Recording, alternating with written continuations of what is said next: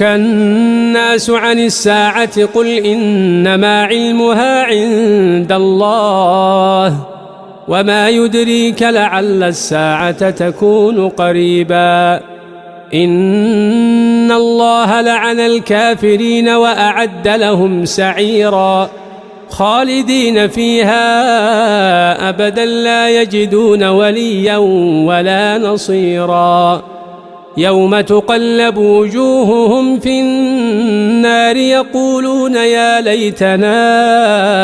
أطعنا الله وأطعنا الرسولا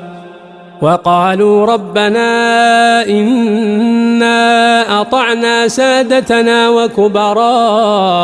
فأضلونا السبيلا ربنا آتهم ضعفين من العذاب والعنهم لعنا كبيرا